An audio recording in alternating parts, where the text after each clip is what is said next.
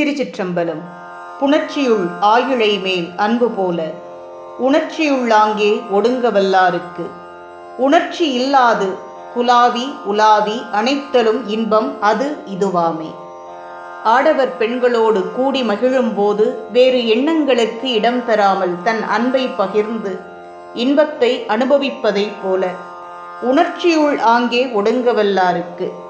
சிவ உணர்வில் ஒன்றி தன்னை மறந்து பேரின்ப பெருவழியில் இரண்டர கலந்து நிற்பவர்களுக்கு உணர்ச்சியில்லாது குலாவி உலாவி அனைத்தலும் இன்பம் அது இதுவாமே.